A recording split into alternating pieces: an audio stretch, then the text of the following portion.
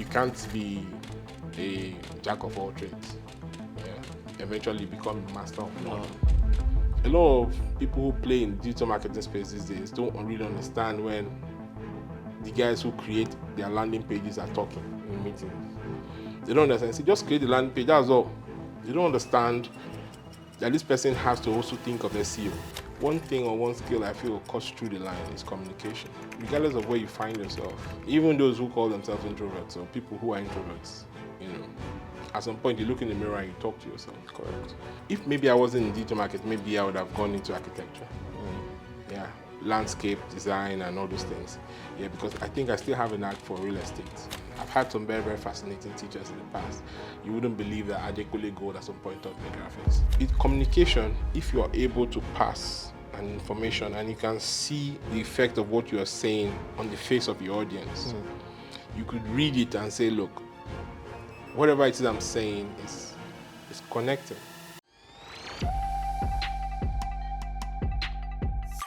Hi guys, it's yet another episode on Stories and Journeys where we explore the transformative power of learning, growth, and resilience.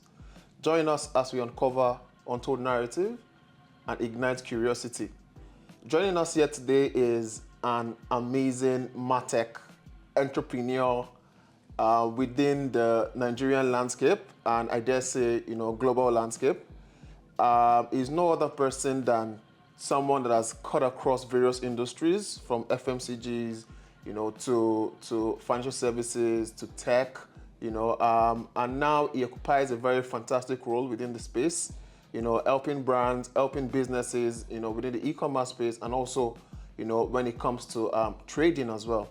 He's no other person than Kelechi Ehibudu. Hi, Kelechi. Hello, thank you very much for that introduction. It's usually very, very pleasant to hear, people talk about your modest journey. Absolutely. Thank you very much again. It's an honor to have you here. Pleased to be here. Yeah, thank you so much for accepting the invitation as well. Looking at your journey, like we're chatting just now, you've touched on various industries, and you've left, some interesting, marks. Yeah. I was speaking with a mutual friend, and he sort of explained, kind of amazing things you've done, within the space. Can you tell us a bit about that? How's the journey been like for you? When you think about it, trying to go around to get your first job, and where you currently are now. Yes, thank you. So, reflecting, thinking back, it's been a very, very wonderful journey thus far. I remember it's, like it was yesterday, although it's black and white in my head right now, but I actually started off my career as an editor for a magazine back in the day called Fly Global. Fly Global was the authorized in-flight and airport magazine for FAN at the time. Okay. So it was more or less like the Ovation for the Ovation magazine for the airports, industry. The aviation industry. So they had it at their lounges, on coffee tables and in-flight at the time. This was between year 2002, 2003-ish, 2004, before I think it was shelved at some point. So I moved on during that period because I was editing for the magazine and I started to teach myself graphics. Interesting. Yes, under the guidance of a few very, very experienced hands, I taught myself graphics, playing around with the platforms and tools that are absolute now. So on platforms like Live Motion, Fireworks, Macromedia, and stuff like that. So eventually that morphed into, me getting a hang of animations too. Okay. Swish, Flash, back in the day. So I had a thing for computers too. So when I met along friend, Francis Ezekiel, who was the MD of Generation E, one of the first and foremost web development companies, agencies in Nigeria. So I joined the team, and at the time they were the ones servicing the Nigerian breweries accounts. So Interesting. when I joined them, I got to learn the use of platforms like Dreamweaver. Okay. Used to be Macromedia before it became Adobe, and perfected some of my graphic skills as well. I've had some very, very fascinating teachers in the past. You wouldn't believe that Adekunle Gold at some point taught me graphics. Interesting. Yeah, so people only remember or know him for his music. Yeah. Yeah, but he was very, very good with graphics back. Used to be like the Photoshop king at some point. Yes. So I think we invited him in, and he had an in-house training for us over a period of time. So because we had to move from our skill set was just around CorelDRAW, around fireworks, around live motion, and they were limited at the time because Photoshop had come with exciting ways to achieve these illustrations a lot better. So did a lot of web development, web design. Digital was limited at the time. Everything around digital marketing and advertising was more for on websites, SMSing, MMS, and stuff like that. So sitting on campaign planning tables at Nigerian breweries then with MTech, with creative agencies like Insight Communications, Lowell Lintas, Neo Media,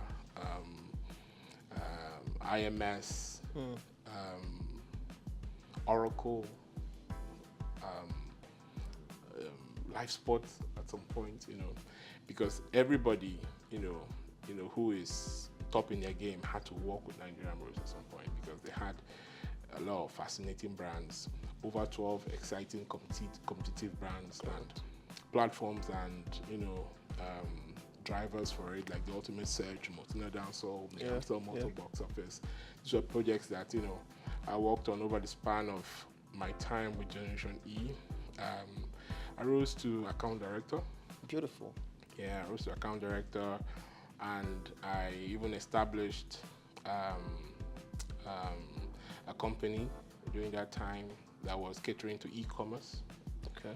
Yeah, I think I launched it on deal day at the time. Oh. Yeah, I launched it at deal day for cut price for people who wanted to own businesses online, could come on board, and for a very, very small fee, we create for them a shop using the OpenCart technology then, and so I have quite a number of brands that are still with that company now, spanning over 10 to 12 years. Right, so that was my first baby steps into digital marketing, just a fragment of it. Then social media picked up. There was Facebook, there was High Five, there was Facebook, then there was Twitter, then there was Instagram, and Facebook started to present several kind of options as they grew, for advertising. And we were not taken too seriously when we sat at the table for marketing campaign discussions. Then people didn't understand why they should allocate budget to digital. It just seemed like play. Correct. It just seemed like impressions. It just seemed like you were creating a fleeting awareness. It didn't seem like it was going to be impactful or you were going to imprint the brand message to people you were speaking with at the time, because people on their phones, even the category of people who usually play around social media then maybe for brands, felt they were not within the scope of their audiences. All right, until analytics started to come in. We started to understand, okay, what age distribution, where are they coming in from, what websites were they on before they came to our website, what websites were they leaving to, what's their age distribution, the gender split, what devices do we use to access the platform, things as little as even what browsers they were using. We started to expand on some of all of this data and analytics, and whoever controls data, owns or holds the power. So when those social media platforms started to, open up to those data, then it became the industry for digital marketing started to expand and open up. People started to take it seriously, and then the idea of precise marketing, Correct, started to come to the fore. That that was when we realized that some media outlets or channels used to breed waste. All right, so for instance, you put all of your creativity and budget behind a platform or a channel, and everybody sees it without you honing in on your real audience. So you can't identify how much impact you actually making, being on that platform, because everybody sees it, and there's bound to be wastage. Correct. But with digital, you could identify a niche category, a niche region, a niche, even to gender. Interests. Yes. Psychographics. Sort of data. Yes. You narrow down, and you could even more create buckets of it. Correct. Yes. Segment several, and then learn. In the process. So digital started to look like it was an industry for smart marketing, and we started to get people's attention. All right, so I've been very, very, I won't say lucky, privileged to work on several brands, several blue chip niche brands, from the staples of Heineken, Nigerian breweries, Nestle, Hennessy, AR Impressions, AXA, a lot more. I just can't, brush. P&G, Coca-Cola, MTN, Guinness, and stuff. So I've also been around agencies too, because at the initial stage, there weren't a lot of agencies in the business. Maybe there were a lot, but there were not a lot out there commanding, being at the front of the bus, or being top of mind with regards to brands and, attending pitches and winning accounts. So I work with Bite Size, digital marketing agency, which was the first and foremost digital marketing agency in Nigeria at the time. So it actually exposed me to a lot of brands across different industries and meeting a lot of people. And it helped me to perfect certain skills that were outside of the regular conventional, skills of knowing how to manipulate media, how to buy media, how to, think creatively and, optimize your content calendar, designate hands to always be on ground for community management, and stuff like that. Introduced me to having to sit down with clients and build on your emotional intelligence, knowing how the clients want you to work, what they want to achieve for their brand, how you can help them, how you don't have to be, or you will not be in the way of how they want to position and propel their brands, and how to work across, multifunctional departments or multifunctional agencies. Like I said, for brands like Heineken, for instance, or even Nestle, for campaigns that they plan, everybody comes into one room for a workshop. Correct. So various agencies, be it creative, activation, digital, traditional. Yeah, so it helps you. It also helps you because, at some point digital could be introverted. Yeah.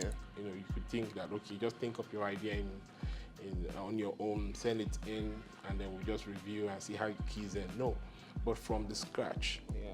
You're sitting, and creative is leading with the launch idea. Digital is seeing or trying to troubleshoot how they fit in. The experiential agency is seeing how this can transcend into offline. Correct. The media agency, the traditional media agency, is thinking of how the audiences on radio or TV will react and what strategic points out of home can play, in all of this. Beautiful. And there's a PR agency. In those days, we should have traditional PR agencies that come and see, okay, how do we bring in? Do we need to have a press media palette? Do we need to what tabloids, what frequency, and what kind of exposure, and stuff like that. So, if one of those components of the full end-to-end marketing projects, of the marketing project do not fit in, you could tell from those meetings. From those meetings, you could tell that, okay, this is beautiful. So there's a general brainstorming, which from it, your brief is generated. Yeah. So you have a hand in carving or coining your brief. So when you go back to the full team and you sit and you're in your own ideation room, and you could better sell and motivate the team to come up with an idea that helps you crystallize your part in that campaign.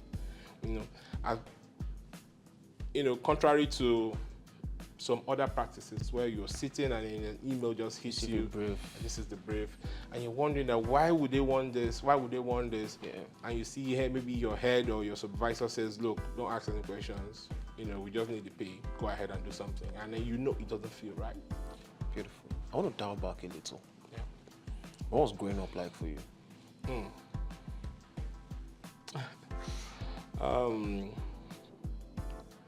Growing up was good. I went to people around my age. At that time, I don't think we had options, but almost all of us went to one private primary school, taught by a lot of Ghanaians. I don't know why I don't speak. Mr. Nkrumah, Mr. Osai. Yeah, I thought, Ghanaians back in the day, I think they were just everywhere, with the teaching jobs then, Headmaster, Mr. Evans, Ofori, Asari, and the rest of them. So, very, very disciplined home, very traditional disciplined home. Dad was an engineer, mom was a nurse, So, even when I started to do things around digital, it was a hard sell for them. What are you doing? What are you doing? It seemed like play. So, secondary school was a federal school. Almost 90% of people who, my peers, I grew up in my time. I went to the University of Lagos as well.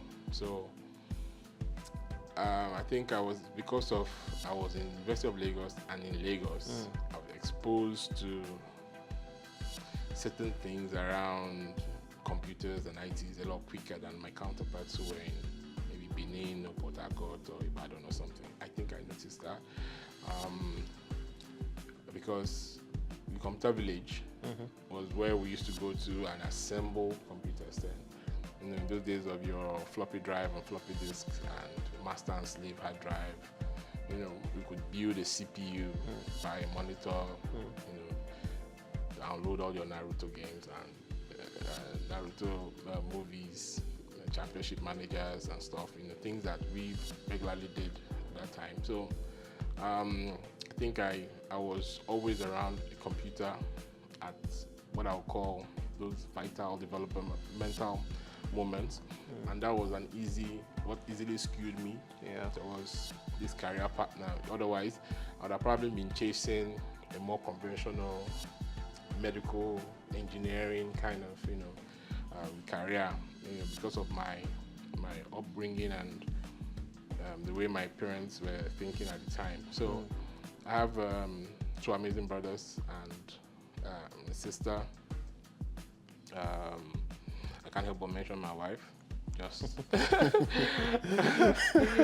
I don't make things hard for myself. I have a beautiful daughter as well. So, but growing up was good for me. It was all right. I used to draw. I love cartoons. So I think I was a little bit creative.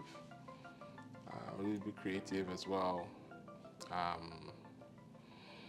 Looking back and trying to connect the dots, most of all of these little things, help just nudge you into the path where, when there's like a new niche or new industry, like we have with digital industry, you just find yourself at home.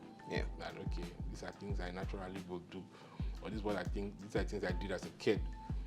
So the ideas come for social media campaigns and end-to-end digital marketing strategy. So I think growing up helped me with choosing my career within the digital marketing space. Beautiful, beautiful. So those skills were there. You would say they're natural. They became natural to you. But how were you able to, put it all together? In choosing a path. Obviously, like you said, back then the trades that were reasonable to venture into would be medicine, and stuff. But how were you? What was that experience like for you? That modeling phase of your life, how did you go about it, to then arrive at, this particular career path you chose?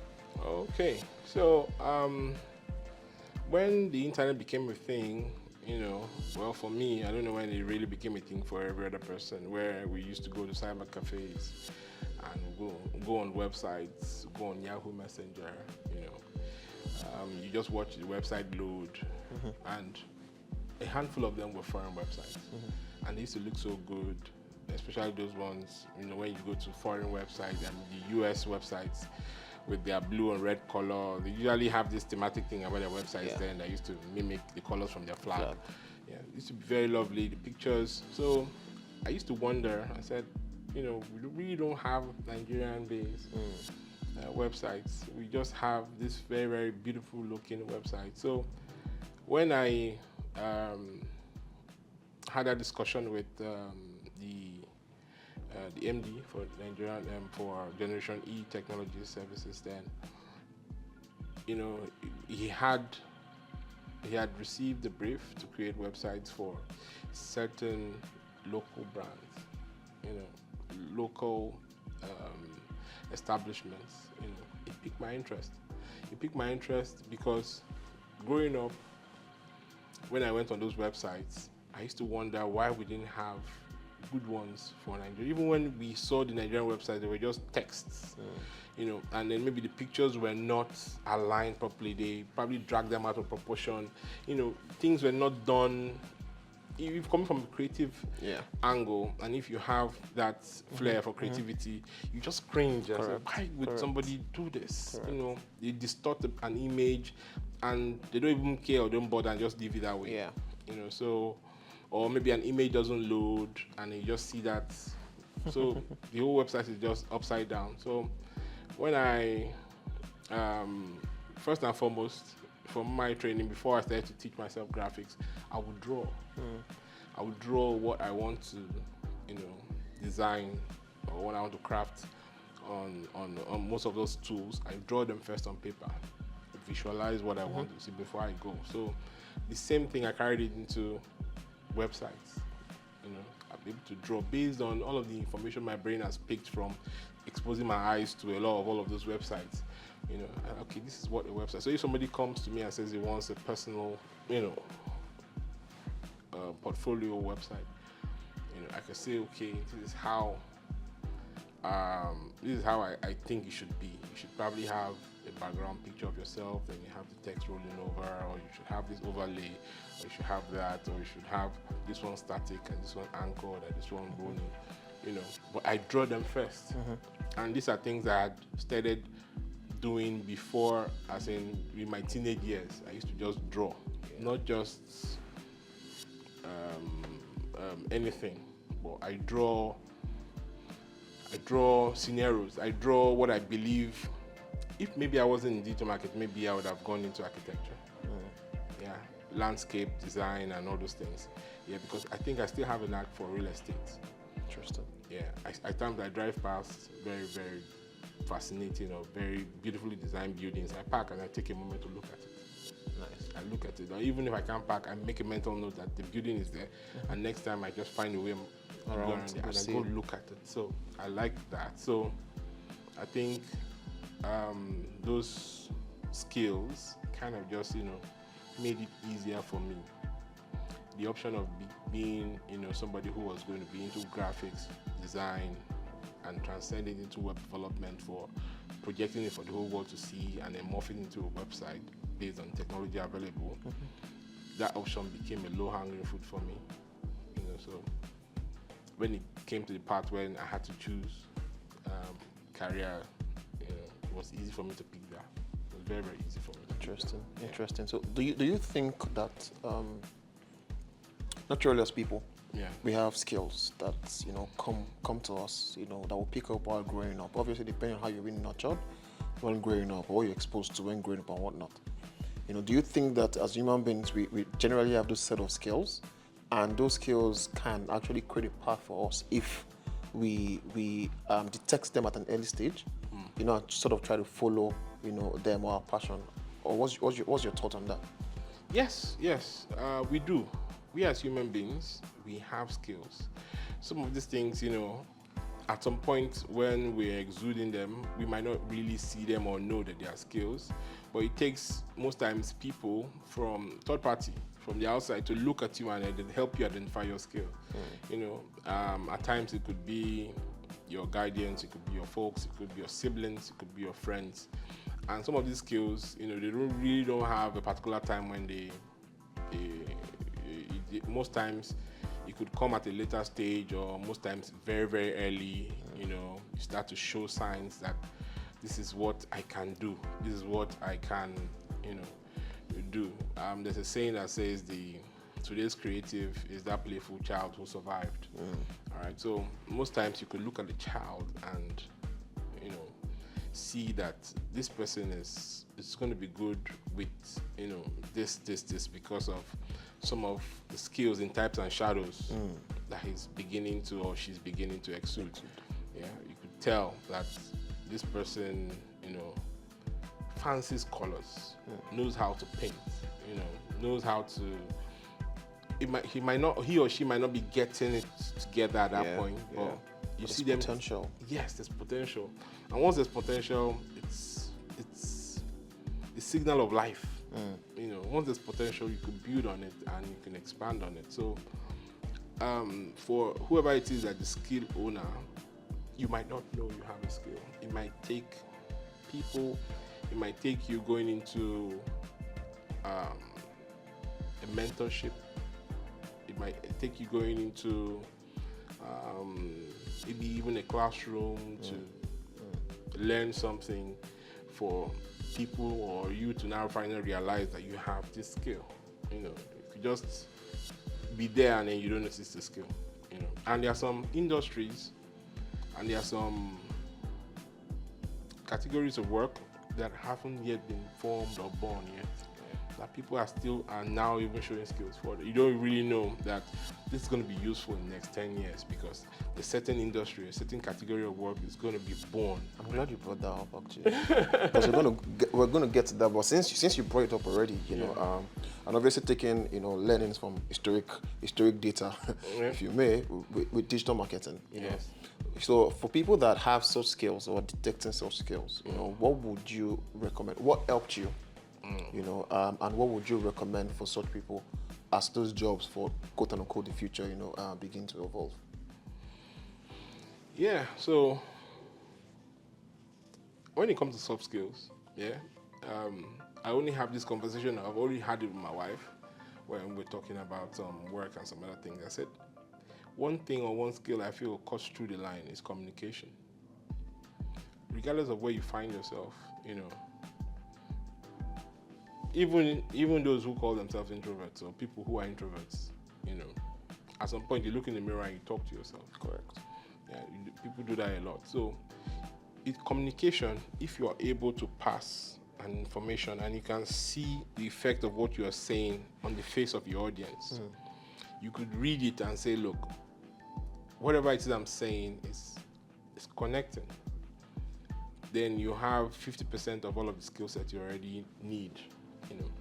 It is communication, either by virtue of you, verbally, orally, making them see sense in what you're doing, that transcends into sales, transcends into adoption, that transcends into advocacy for your service, your product, or whatever it is that you're pitching to them. Or you could display it in terms of creativity. It's still communication. where you could creatively, pass an information across, but you need to learn, or you need to understand what kind of communicative skills you have. It doesn't just have to be verbal. You could, in some way or form, either by virtue of you handling a brush, or the click of a mouse to do a design, or creating something, or it stems from communication. Even if you are a developer that do a lot of things on the back end, you would like to want to show or tell people that with a click of a mouse, this can do this and can do that. I should do this to solve this problem. The same thing where the guy who is good verbally who want to say. The same thing where the guy who is good with the brush who want to display or showcase. So with communication, I think 50% of your skill sets is already handled. With communication, that's one soft skill I usually advise quite a number of people to have. I have a friend, while I was working with the agency a long time ago, he was a copywriter. He used to just come, sit behind his desk, get a lot of copies, very beautiful copies, catchy copies, and I'm wondering, I say, you don't talk much, you don't come up much, even when we have our routine TGIF moments, I don't see you even lift a cup, you don't come out. Even when we have it in the office, how do these things come? I say he communicates with himself. I said, okay, you run it by yourself and then you approve, but it won't work all the time.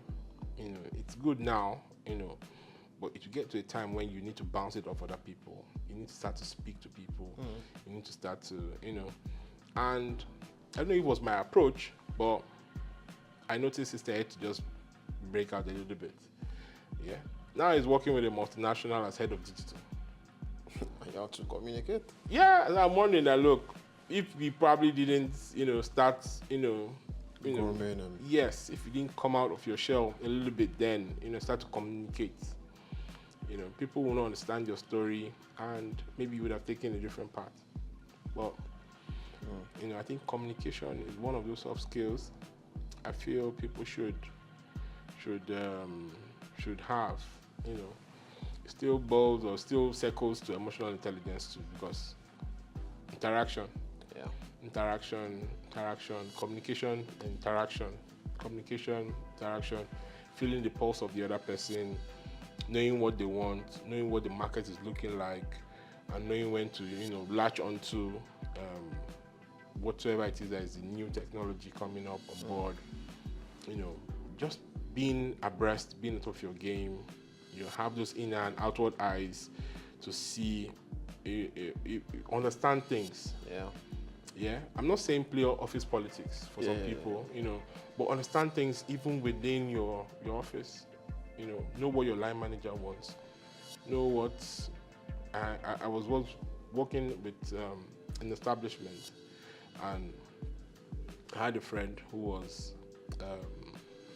the head of administration at the point in time. So we were having a drink, and he said he has a strong marketing background, but he was head of administration, and his passion was sales, public speaking, and marketing.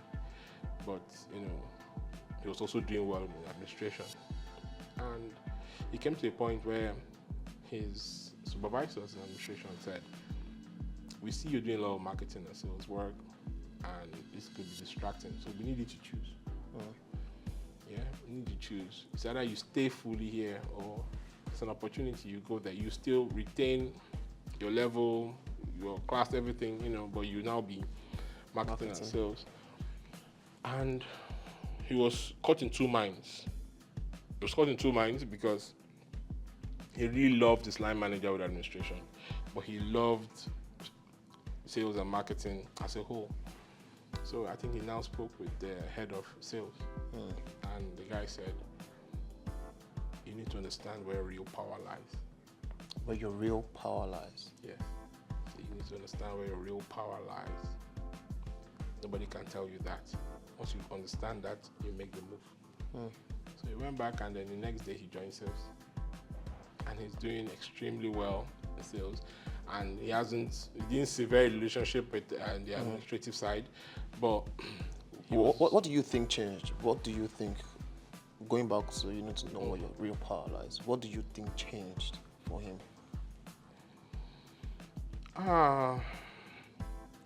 Maybe he suppressed passion. Maybe he always had the passion for sales and marketing, and he was consciously trying to suppress it. And you find people like that everywhere and every day, where that's why you see medical doctors going to music. That's why you see engineers leave everything and then go into filmmaking or something that maybe people cannot explain why you spend 8-9 years training as a medical doctor, and then you're doing this, or you spend 7 years training as an architect and you're doing this, stuff that they seemingly think is just a pedestrian skill. So it's because of suppressed passion. So if you have a case of suppressed passion, at some point you get to a tilting point. Always happens all the time. You get to a tilting point where somebody now places the option, the blue and the red pill before you. And that's all you needed at that time. You just get nudged and say, look, I'll go here. So I don't know if anything particularly changed with him, but he just came into a realization, just like an awakening for him, that okay, most times if stuff is not placed before you as a choice or option to pick from, you might not even know how to engage. Yeah. Beautiful. Yeah. Potentials, things you see in people that sometimes you don't even know they have it. Yeah. What potentials did you think you had? Think back your first 5 years working experience, or maybe your first year work experience. What potentials do you think your manager at the time saw in you and gave you the opportunity? And do you think those potentials still lie there today? Okay, so when it comes to potentials, most times you don't have to probably wait till it comes from your manager. At times your fellow colleagues can give you a hint of where they feel your strength lies. There's some conversations or debates they might be having where you'll be like, we can't move on from here until we hear this guy's opinion. And they go to look for you and say, look, we're having this discussion. It might be something very informal. We're having this debate, and then this guy said, what do you think? And it becomes a pattern, and then they establish a trend. So, whilst I was working with a web development team, they used to say, after they had discussed and, they said there's a Kelechi way of things. The guy used to say that, okay, we've agreed and everything, but we need to check with this guy because it's a Kelechi way of things. All right, so, they said it in the passing, they didn't dwell on it, but I picked it and it just stuck to one corner of my brain that, okay, is there really a Kelechi way of things? And I didn't want to see it as that I'm probably, the stumbling block kind of thing, I wanted to just assume that it was more or less like a refreshing input into things. So I started to be a lot more conscious. Started to be a lot more conscious that, okay, there can be a way of things. Even when we are brainstorming for ideas for social media campaigns at those early stages, where you say, okay, how do we get engagement? How do we get people to take pictures and share, or jump on a hashtag, or create something, around a discussion going viral? It just seemed like once I pitched an idea to the team, they were like, wow, this is good. How do you even think? How do you think? So it started to become like a consciousness for me that, okay, I think I could think this way. I think I could think this way. Even my wife, till today, when she's done with some presentation, she has to come show me. Say, what do you think? And then when I say what I say, that's why I brought it to you. She just says it, just a fleeting kind of comment, and she moves on. But these things stick, and it brings upon me a certain level of realization that, okay, I might have something that it's fascinating. There might be some wonders here, you know. And then I become intentional about it. I become deliberate about it. I become like I'm passing and I say, oh man, I have to stop and say, okay, guys, can you move a bit? Okay, this. Don't you think this could be this? I say, wow, that's good. And I move on and I'm like, okay, you know, so and I just, you know, keep Dropping punchlines. yeah, jumping in and, you know, sniping. So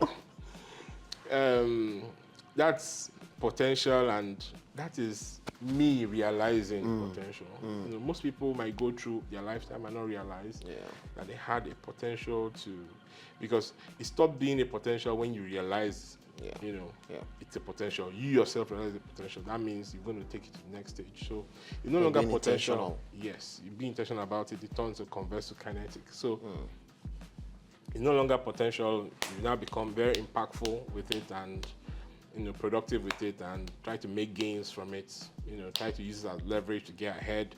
Try to use it as one of your, you know, unique selling points, or it becomes a part of your identity. And people just start to, even when you're not in the room, start to recommend or advocate for you and say, oh, I wish this guy was here. Yeah. You know, or when this guy was here, this is what he said, or this is what he would have said, or this is what he would, you know, typically want to do. You know, I get that a lot, so I know that is one of those things I considered or I saw or noted as a potential that I just jumped on and quickly. There might be other potentials out there that I have not myself coming to realization that it's a potential, but that's one I think I can identify and mention. Beautiful. I mean, looking at your years of experience, you know, whatnot, now you obviously recruit people. Yes. So what are those things you look out for? Obviously the qualifications are there, but beyond those things, you know, what are those extra things you look out for, you know, to get people on your team? And why do you look out for those sort of things? Yeah, passion. Passion. If you ask me, wake me up any time of the day, that's what I look out for. Passion.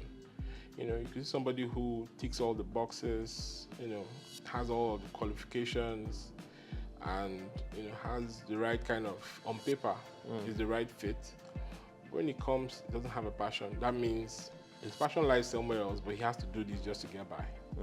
You could sense it, you know, because even with the right, for instance, I have a team, and I noticed that a particular group of them always try to latch onto excuses. If one person comes and says, this is the feedback we're getting from this analysis, and we're thinking that XYZ is a problem for us to move on with this. The next moment you see 7 other people say, I agree, I think yes, I wanted to say this, you know, and they just expand on that excuse. And if you just let it, you know, fester, you'll notice that they will probably truncate that process and then just, you know, call it quits that, okay, we've given an excuse, this will not work, there's no room. But you see a few people who will say, yes, I think I counted this, but this is what I did. This is what I did, and it's no longer a big deal. This is what I did. So I try to highlight that person's input and say, look, kudos for finding a way around this. I try to openly praise. So people can pick the message. But most times, more often than not, maybe they don't still pick it. But when I'm hiring, that's what I look out for. I look out for passion, because if there's no belief and there's no passion, you can't be in the marketing, advertisement, or sales industry. You can't be there, because first it has to start with you. You need to be sold on it. You need to believe. You need to understand that this platform is a gift to mankind. This solution is what we've been waiting for. This service is the best thing since bread and butter. You know, you have to believe it first before you sell it out to somebody. Before you create a marketing campaign where people will latch onto and then, you know, run with it. You have to. If you don't have that belief, that passion, every other thing you're doing is just going to be academic. And then you come up with the academic excuses that because we didn't get influencers like we told you in the start, this thing is not going to happen. Or this reason is because this happened and this happened and this happened. No, but if you have a passion, you know that this is consumers. I don't know what you're thinking, or users. You need to see this. You will love it. So even if you're going to present it to them and this channel there's a blockage or something or barrier, you find a way, because I need to get it to you, because you need to. Yes. At times there's this information you have that is swelling up in your chest. I need to go and tell somebody, even if there's traffic or there's no network on your phone. Just look, I need to tell you this. That is how pumped up you are. But if it's something that, guy just said this, I didn't want to understand what you said. You're not even pushed to go tell somebody. Maybe 1 year down the line, say, oh, and he came to me about this, so I wanted to tell you. You didn't believe it then. So, but if you believed it and you felt it was the next thing to move you guys to the next level, it will be too hot for you to keep inside. So when I'm hiring, that's what I try to look out for. I try to create certain scenarios that will see if people will exude that kind of, or that level of, or mimic something in that light. Beautiful. While you were speaking, something came to mind, and I would say I've never thought about it that way before. It seems like for every profession, for every career, or anything you do and you want to find success, you need to believe. You need to believe. So be you wanting to be a musician, for example, you need to believe in that trade. And that belief will sort of propel you to get the skills required, because you believe. And like you said, marketing as well, you need to believe in marketing. For people that are, no, let me not say for people, for you, how did you come about that realization that believing is the way to go? Okay, so it's just a case of square pegs in round holes kind of thing. It's the fit, is not far-fetched. It always has to be, how do I put this now in very, very basic terms? Okay, so for instance, I started off my career knowing how to weave websites. In the process, before then, I had known how to create appealing, aesthetically appealing graphics. So how do I put this out there? Should I just limit to print? Should I go to print so people print and see my stuff? But that's limiting. Should I go? What's the new frontier?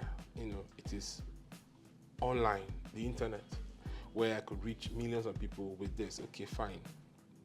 Websites will enable you publish these things. Okay, fine. So with website, you morph it into, you have to write codes, or write scripts, and to create a website, learn that. All right. So the website requires traffic. So digital marketing helps you propel it. Oh, okay, wow. So when I now sit before a client who wants that end-to-end service, I understand it. I understand when he's telling me that, man, guy, what we're selling now is peanuts. We sell peanuts, I said, what are my peanuts? Yeah, it's just sugar-coated peanuts, package it nice, to produce here, and what we won't sell. I know it's peanuts. I don't know if you need a website. Don't laugh at me. That kind of thing. And typically, someone will just say, "Don't worry about this peanut. Don't worry. We'll just take one of these influencers, go to the market, start to dance and share it around and everything. Get that immediate impact. And what next? You've not established a culture, for that process or for the brand. You've just gone and then just done something with the effect of the burning bush. People turned around just out of curiosity, wanted to find out, and they'll be like, okay, tastes good, but it's not so different from what we have. Why should I even engage with you? What are the similarities? What's, in layman terms, what joined me and this brand? So you have to at times tell a story. Tell a story, create a space where the consumer is now put in the middle of it and sees the ecosystem of the product and the brand and says, okay, fine, I align with this. So you have to be able to create or establish those dynamics. So for me, it's because I have already done I've immersed myself in my process. So if you're half-baked, you will not see certain things. a lot of people who play in digital marketing space these days don't really understand when the guys who create their landing pages are talking in meetings. They don't understand. Say, just create the landing page, that's all. They don't understand that this person has to also think of SEO. Correct. The level of scripts, the images, the code construct, everything has to be on point, so it gives a chance for organic traffic. The guy who is just, his own is just, don't worry, whatever it is that you're doing, I've created all my ad precepts, I'm going to just run it on Facebook or run it on Instagram and reach many people. Don't understand the concept of branding.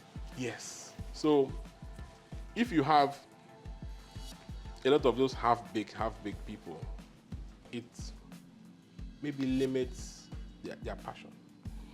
Because once they meet an obstacle, they'll be like, man, this is dead or arrival, this product can't sell. Or this brand itself, you should go and rethink it. Maybe you should rebrand. People are not, there's no adoption. And that's because you don't understand that on that particular value chain or that spectrum of branding and giving birth to it and trying to find angles that touch maybe emotional affinity and relevance, with respect to the consumers, trying to walk your way from the consumers back to your product.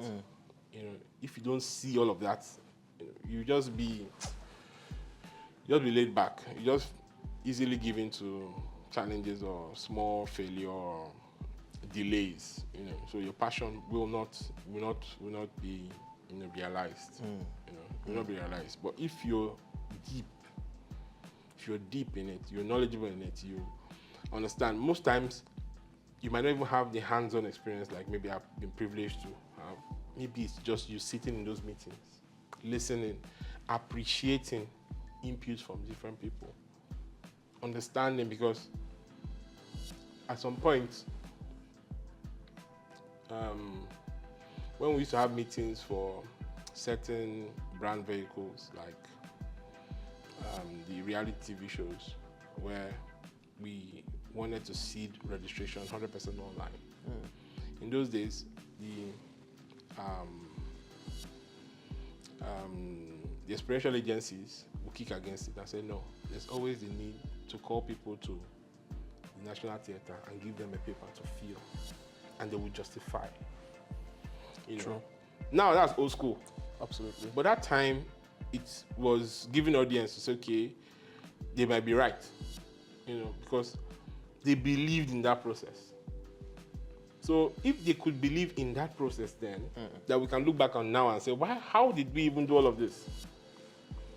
Because this was data that was lost. Correct. Most of them didn't go into, being put into Excel or stored online, or there was no repository. It was just paper. It's filed somewhere and nobody's using it. It can't materialize into anything, So if you had not sat in those kind of meetings to appreciate or to understand what those people were trying to do then, you wouldn't appreciate the solution of what we're doing now. You just think, okay, this was just the norm. People just come fill a form online and then, no, that was not the norm. Yeah. People used to queue and then go fill a form, carry a passport, append it to a form and submit. Yeah. And then it's just there. The next day you see it at their carousellers joint. Correct. So you need to appreciate all of that process to understand how powerful your solution is. So once you know how powerful your solution is, any obstacle or anything, you say, no, I trust this solution. I know this pattern will work. And then you move on with it. You won't just, allow anybody to truncate your passion for just a slight delay or a drag back. Absolutely. Absolutely. I mean, thank you so much for sharing that.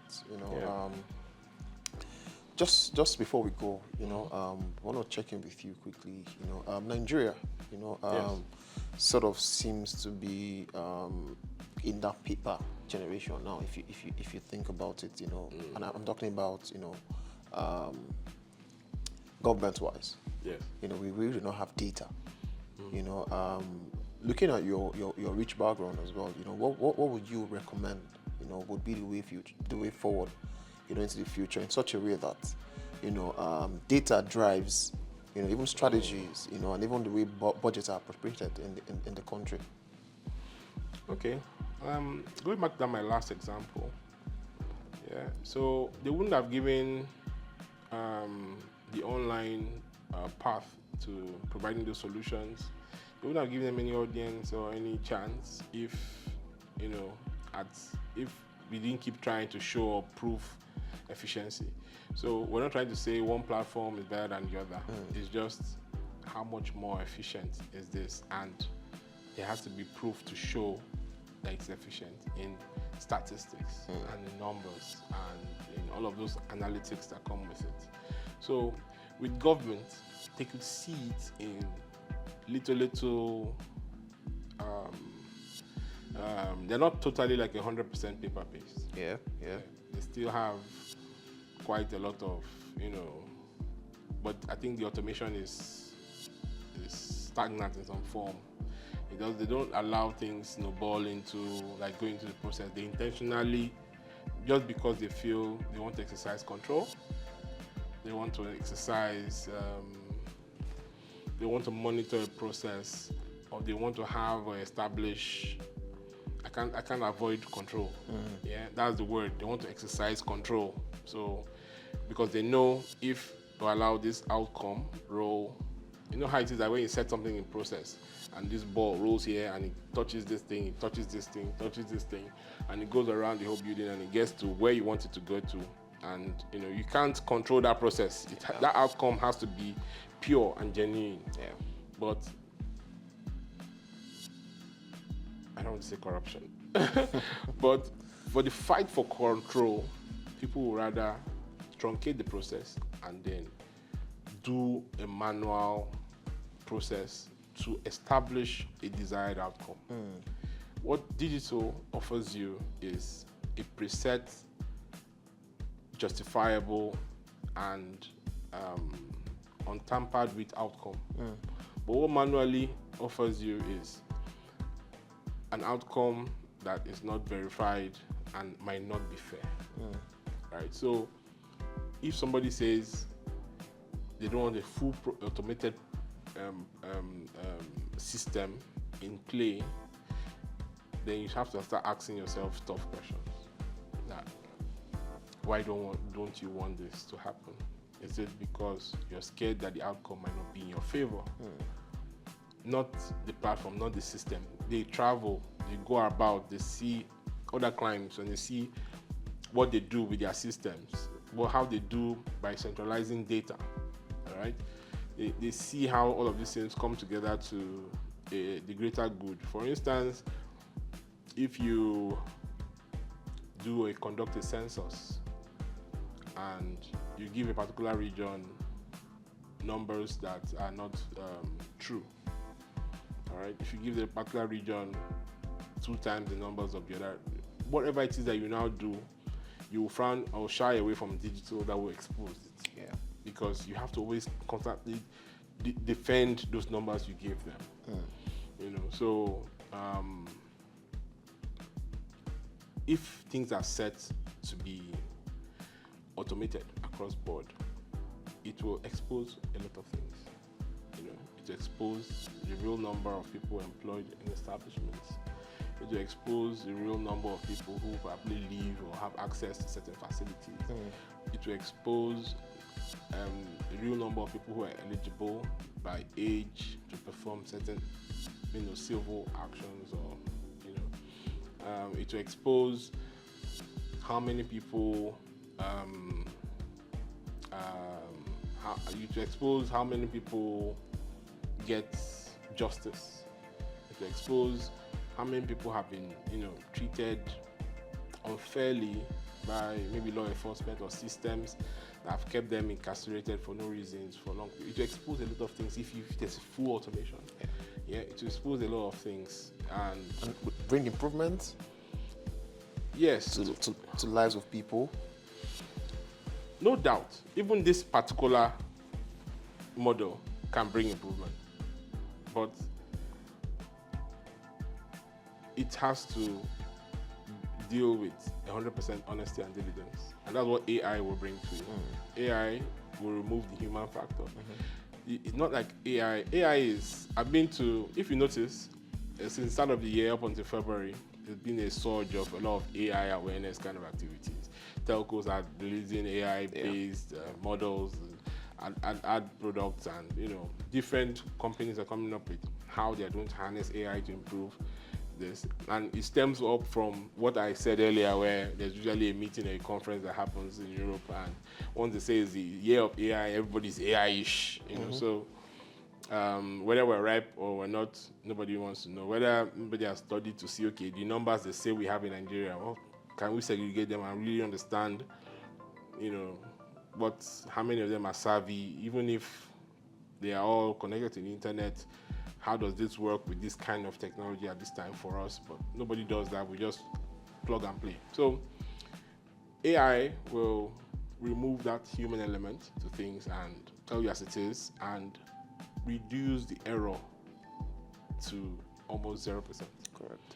That's why it's applicable to medicine, it's applicable to advertisement now, in terms of precision and stuff like that. But with humans, like for instance, if AI was introduced to law enforcement, which means whoever crosses this line, your car will be impounded, shut down and impounded, and all occupants be arrested. And AI reports at the end of the month that they've made 1,000 arrests already.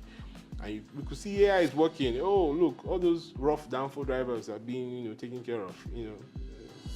All of a sudden, somebody comes and is not in an ambulance, who maybe the AI they've imputed that if you see an ambulance, you excuse them.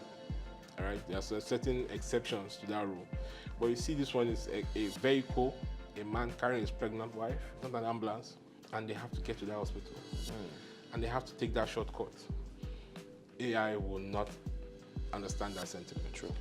We impound the car, arrest the individuals, and the woman will probably give birth herself. So these are some of the things I feel, while AI is efficient, there might be some sentimental and whatever lapses, but the human factor too can be efficient. Is just if the human persons can be honest, diligent, transparent, then it's fine. If they were to start with, or if we were to start with, we wouldn't need AI like that, like we need AI for certain things, Well, Beautiful. Thank you so much. Really do appreciate it. welcome. We appreciate your time as well. Yeah.